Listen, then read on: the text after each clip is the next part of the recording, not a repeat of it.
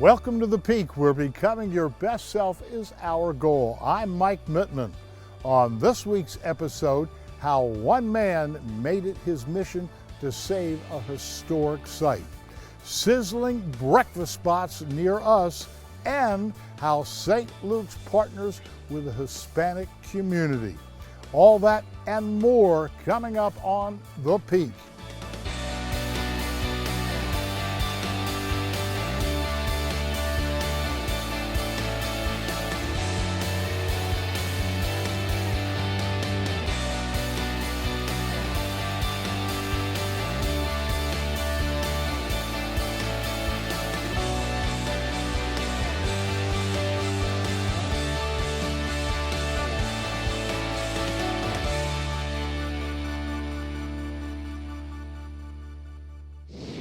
This story teaches us how patience is key. See how one man's goal to preserve history turns into reality with the help of others in the community.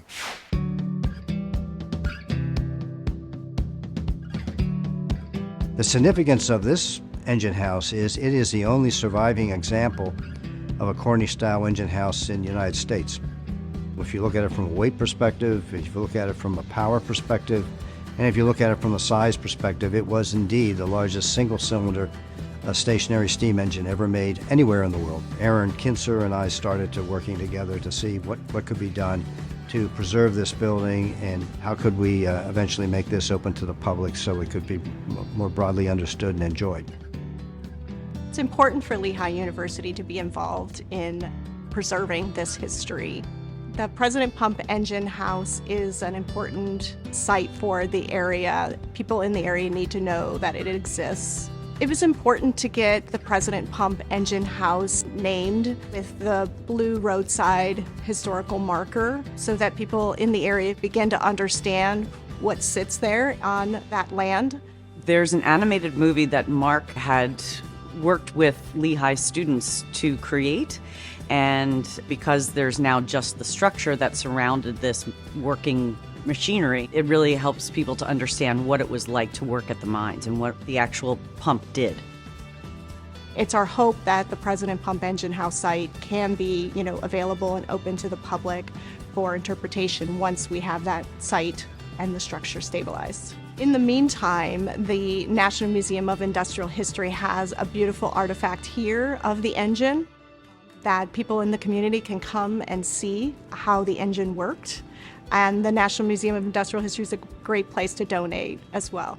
Over the years, we've been supporting this, and I'm so glad that it has come to this point where we're able to salvage this wonderful piece. And it's just a testament to the wonderful history that's here right on our doorstep. There's so much history here in the Lehigh Valley that so many people need to be aware of and take advantage of. It was very apparent to me, and I think to others that are part of our team, that this is the appropriate home to tell the story of the President engine. It's a very special and creative place, and really, in many respects, the cradle of the American Industrial Revolution. It's an amazing feeling when we can all come together for the common good and ways that we can showcase how important our history is to the community. The site that the President Pump Engine House sits on is part of the Stabler Pathways community. We're hopeful that as the site becomes open to the public, that it is one more piece in an already very connected, diverse, business community that has then a recreational component to it.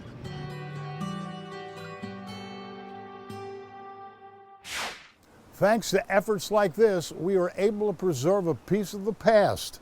Now let's check in with Holly as she explores breakfast spots in Lehigh Valley.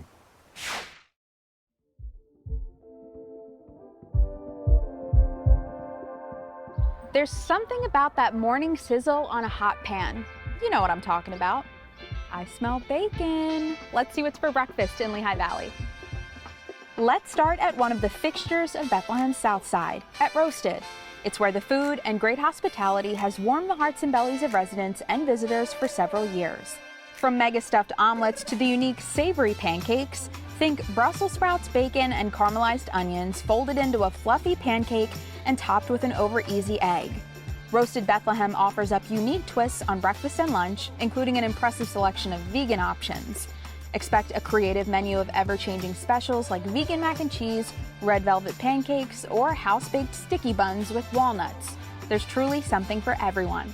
Roasted is simply wonderful. Tell them we sent you. This next spot is a little off the beaten path, and if you're not looking, you might miss it, but we encourage you not to. Quaint and joyful are two words to describe Jumbar's Cafe in Bethlehem. Come enjoy local favorites like the Greenwich Street Special, grilled sticky buns, or jumbleberry pie. In fact, Chef Paul Hoffert's house-made breads, jams, and other goods are the best around. Likewise, the charming and cozy dining room is perfect for a quiet morning before exploring Lehigh Valley. Jumbar sources only the freshest ingredients from local farmers and vendors to create the most delicious meals for you to enjoy. Be sure to scoop a loaf of warm bread to take home too. These places leave us no excuse to skip breakfast, and if you're like me, you prioritize it. Let's head to our next spot where you can get your eggs sunny side up and get lost in a new book.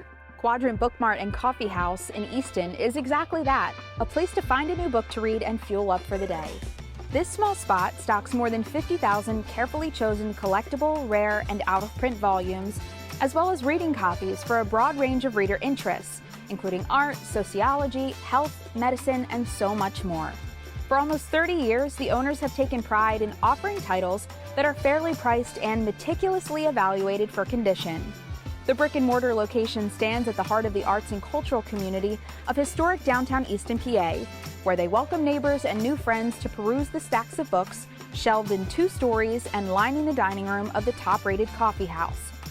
The hot chocolate is top-notch, in my opinion, and we just love the atmosphere here.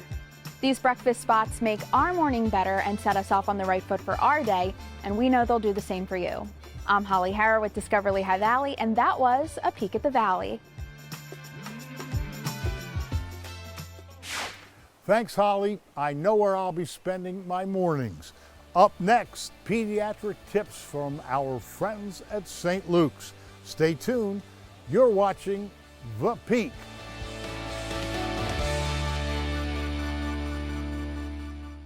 As your kids come out to play this summer, so do some of our buzzing little friends. St. Luke's shares some insect safety tips for your kids this summer. Check it out. Hello and welcome to The Peak TV. These are pediatric tips from St. Luke's. My name is Dr. Kelsey McLeod and I'm one of the pediatricians at St. Luke's University Health Network. On this edition, we're going to be talking all about insect safety. Now, most insect bites and stings are not very serious, but sometimes people can have allergic reactions and sometimes they can spread diseases. So it's important to remember that if you're outside for prolonged periods, to use a repellent of 10 to 30% DEET. Cover as much of the body as possible, noting that light-colored clothing makes ticks easier to spot and also make your child less of a target. Avoid being outside in the very late afternoon and very late evening. Check for ticks periodically, especially if in a high-risk area. And make sure to definitely reach out to a provider if your child is exhibiting any fever, rash, joint pain, or GI upset. It's important to also be very careful at picnics because sweet foods and drinks can be an attraction for insects, so always keep food and trash covered. Also, try not to have large areas of standing water in your yard, such as what can be found in a bucket, or a bird bath, or even in a pond, because that can also be another attraction for mosquitoes to lay their eggs. And also try to avoid the temptation to swat away at bees and wasps, because that just makes them angry. Instead, try to stand still and they should go away. Nevertheless, if actually bitten or stung, such as by a mosquito, avoid scratching at the site because that can cause further irritation and lead to infection. Make sure you reach out to a provider if developing any signs of flu-like illness. If stung by a honeybee, don't pull the stinger out because there's a hook on the end. It'll just fall off on its own. If stung by a wasp or hornet, leave the area immediately because these insects like to sting repeatedly. Now, stings by bees, wasps, and hornets, all of them can feel hot and they can itch and they can create redness and swelling at the site, so gently cleanse and then apply some cold water or even ice. And lastly, if you're concerned about any serious allergic reactions, such as fever, hives, trouble breathing, or GI upset, immediately reach out to a provider or go straight to the emergency room. So there you have it. Thanks for joining. See you next time.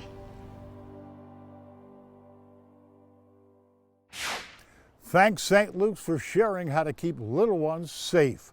Next up, Chaz navigates through ArtsQuest during a concert to showcase accessibility.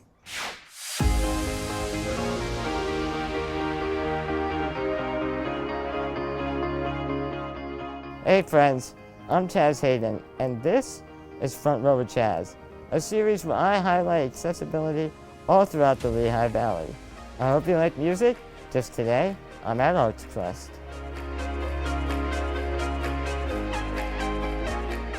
I'm here with Cassie Hilder, President and CEO of ArtsQuest. Cassie, thanks so much for having me. Thanks for coming down, Chaz. We're here at ArtsQuest. There's a ton of venues, a ton of theaters. Can you tell me about them? How many are there and what's the difference? Absolutely. On the first floor, we have the Frank Banco Ale House Cinemas. We have the Palate and Pork Kitchen and a full-service restaurant. Across the street, we have the Levitt Pavilion Steel Stacks that has 50 free shows a year. Wow. We go upstairs, there's the Fowler Blast Furnace Room where we have a number of different types of programs. And then when you hop upstairs to the third and fourth floor, that's the Music Fest Cafe presented by Yingling. And that's amazing. Our mission is to increase access to the arts for all. And that means everybody, whether it's lowered countertops at all of our bars, being able to have the wheelchair access doors that open automatically. It was critical to us in building this campus to make sure that it was accessible. Well, I'd love to get a tour of the facility if you don't mind. Love to show you around. Let's do it. Hey, Chaz. Hey, Cassie, how are you? We have the bars and the restaurant areas. During the show, if I wanted to get food, if I wanted to get beer, how do I do that if I'm in a Well, we wheelchair? want to make sure that's as easy as possible, Chaz. So we have table service. So during the show, throughout the performance, staff will come to your table and replenish whatever you would like. So I'm getting VIP bottle service, no matter what. Done. Seared salmon nachos, yes please. So coming in here, this is the fourth floor of the Music Fest Cafe. We've got all the sound and audio here. As you see, the preponderance of orange continues. But we'll get this room set up for tonight's show and then be ready to roll for when doors open at 6 p.m.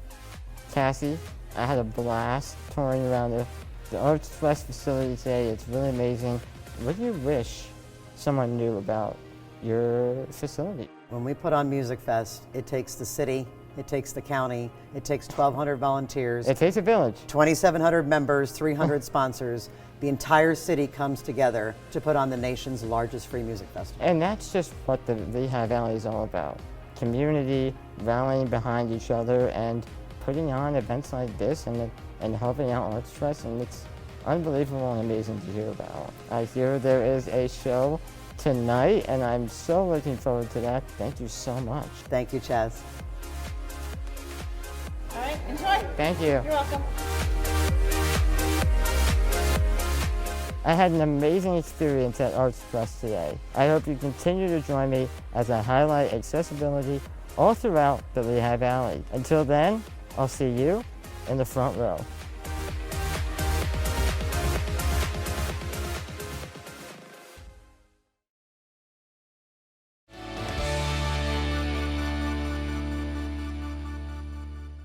St. Luke's partners with the Hispanic Center as part of their commitment to community health. See how this impacts the quality of life for our neighbors. The Hispanic Center Lehigh Valley opened its doors in 1969 by the Puerto Rican community. A group of Latino members raised $750 to open up the Hispanic Center Lehigh Valley. The idea was to open up an agency that would increase the social capital of newcomers, and today the Hispanic Center is doing that and many other services available to our Latino community. The Hispanic Center is an important part for our people because that's a meeting place for seniors. It's like a safe haven for everybody. A place to go when they have issues or a problem. they know that they will have an answer back if they go into the Hispanic Center. The center provides different services. Individuals can come in here and get help from WIC assistance, which is the checks and for food for babies, pregnant mothers, and breastfeeding mothers. We also have social services and the Career Link program, which help individuals, like they helped me once, to put the resume together and find jobs and connect with other resources in the community, especially for newcomers. We also have the food pantry, which is such an important piece. You know, through the pandemic, they were able to help so many hundreds, thousands of people with food. And then the senior center, which is a beautiful space where our seniors who were not born and raised in here miss their island, miss their family, and they become the family of their own. So they get there, and not only they get some food, but they get activities, they do exercises, and more than that, it's building friendship, being there for each other. So they become like a family. St. Luke's has been a partner of the Hispanic Center for a number of years. It's important for St. Luke's to support the Hispanic Center because the Hispanic Center is an anchor institution in our community. St. Luke's is an outstanding partner to the Hispanic Center. St. Luke's has been providing capacity building and really focusing on helping the Hispanic Center build its infrastructures. St. Luke's provides support from the Community Health Department, Finance, Development, and many other departments. And the whole focus is helping the agency continue to thrive by itself. Our roots are very community driven and based. We dig deep within the communities that we exist and really develop partnerships that are longstanding. And that's really vital for a community to thrive. The Roberto Clemente mural that was placed at the Hispanic Center last year is very significant to our agency and also to our community. The mural displays flags from many different countries, which were painted by the seniors and also elementary and middle school students. We want everyone coming to the Hispanic Center to feel represented and feel connected to the mural. And also Roberto Clemente was a humanitarian, and we at the Hispanic Center, along with the board of directors and many community partners, we are continuing to do humanitarian work supporting our community by improving the quality of life through our programs. Seeing Roberto Clemente represented and even having the opportunity to represent him in this way on this large scale felt really important because often we're seen as a really small island, though there's so many of us, especially in this part of Pennsylvania. In all of my artwork, I try to have some kind of community-based element. So it was a really great opportunity to rally around this figure and talk about all of the kinds of things that he stood for in terms of going to other countries, making sure that people are getting fed, making sure that people are being taken care of, especially after crisis, and always giving back specifically to his community in Carolina, Puerto Rico. I was born and raised in Puerto Rico. And like Roberto Clemente, my parents were always there for the community. That is what Roberto Clemente taught us. And this mural is a reminder that that's who we are.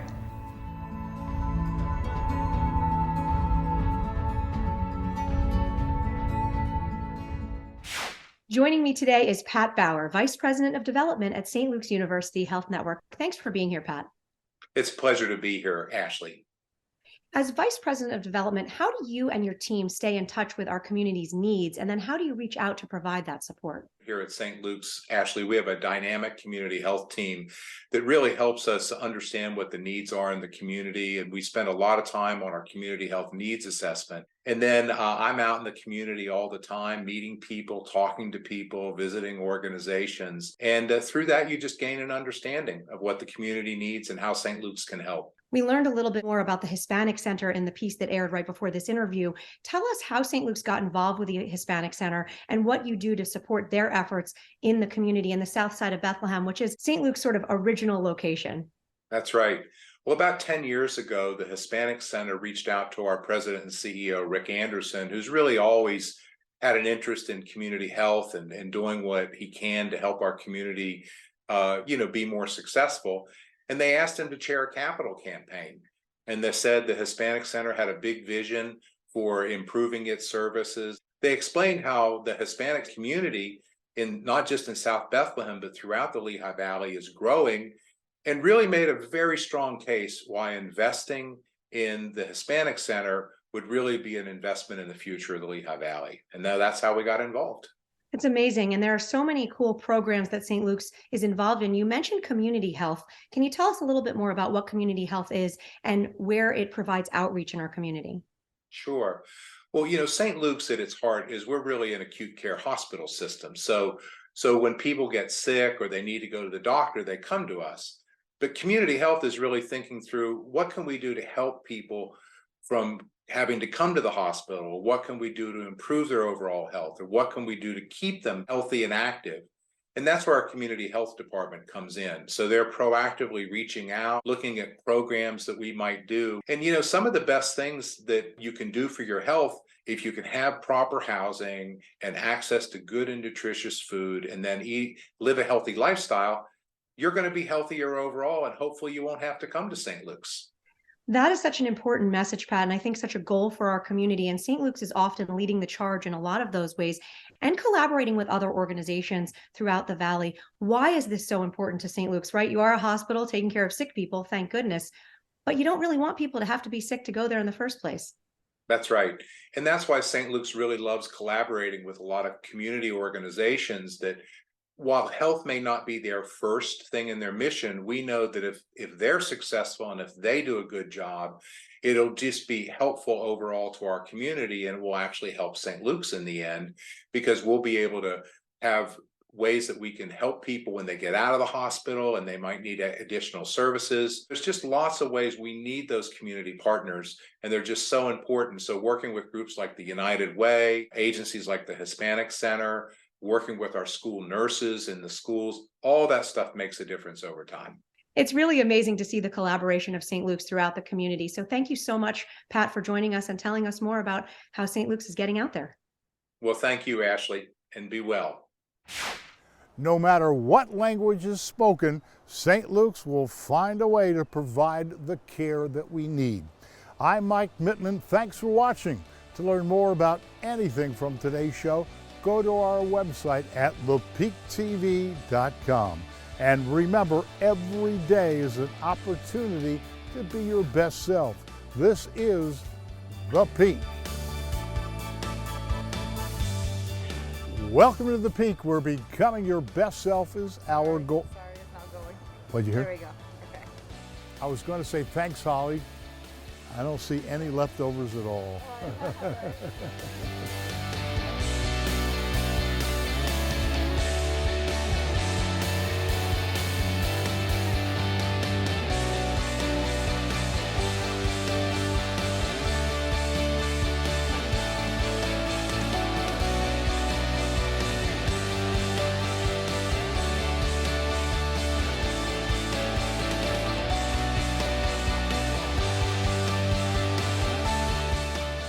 Portions of this program were paid for by St. Luke's University Health Network.